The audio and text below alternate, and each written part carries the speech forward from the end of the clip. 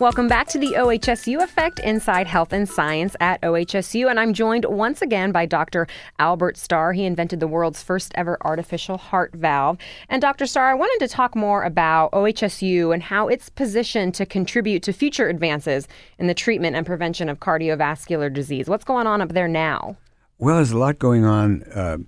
It's changed dramatically since I left, and a lot of good basic research is being done. And the growth of cardiology has been enormous, with many different sections in it. One of the new areas that they're expert in are visualization techniques, that diagnostic techniques, picking up heart disease very early in the very early stages. And the amount of basic science research is enormous compared to the past. So we have a tremendous platform to build on going forward. What are the best ways to screen for heart disease? Well, it's the patient is the first step. So they have to be aware that we have this fundamental flaw in our biology, and that is that we're not built for civilized life. We're built to be out in the wild, and we're not built to last this long either, to live so long. And so we do have this tremendous biological weakness, and so you have to be aware of that and screen for it yourself.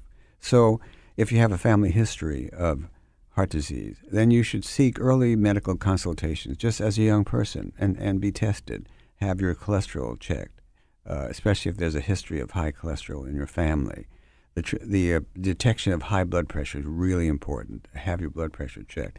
And take it yourself when necessary if you do have high blood pressure, and be on medication for high blood pressure. That's that's second to high cholesterol as a way of preventing.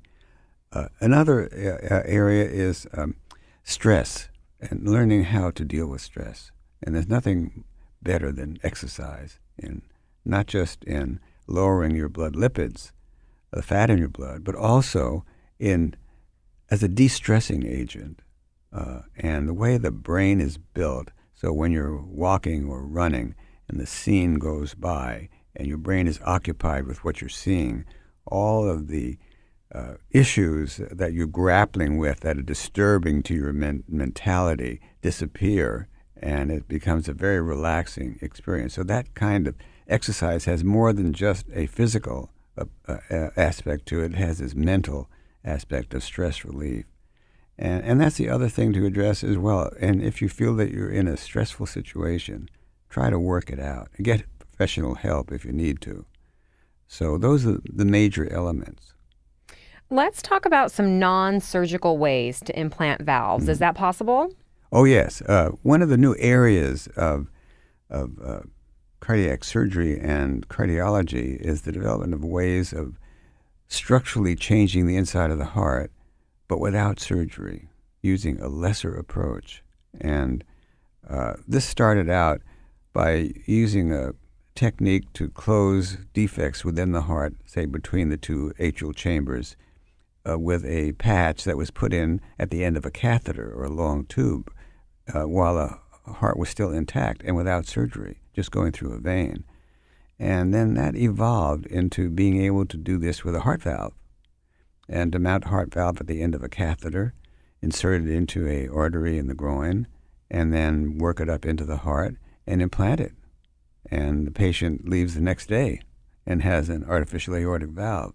So these are neat techniques. They're being developed by industry, and one of my goals is to position OHSU to work closely with industry in further developing these devices. Yeah. Do you foresee a day when open heart surgery is a thing of the past? No, it's not going to be a thing of the past, but many things that we do open heart surgery for will be done with a lesser invasive technique. However, for congenital heart disease, where the heart is not developed normally in utero, then for those, it will be more open techniques as in the past. I wanted to ask you, go back to the heart valve and ask you about kids. Can it be implanted in babies, young children who are born with congenital heart defects? Oh, yes. The only problem is that they will not grow. So I've done valve replacement in children as under 1 year of age, but then they would have to have another operation at 7 or 8 years, and then a final operation when they're adults. Developing a growing heart valve, one that will be living and growing, is one of the advances that we could think about in the future, but it's not available yet. Just about 30 seconds left. What advice would you give people to achieve optimal cardiovascular health? Equanimity is what you need. And if you have that, you've gone a long ways towards preventing heart disease. Dr. Albert Starr, it's been a pleasure. Thank you so much for coming on with us. You bet. Dr. Albert Starr, up at OHSU, he invented the world's first ever artificial heart valve. He's here on the OHSU Effect Inside Health and Science at OHSU. We'll have more next week on FM News 101 KXL.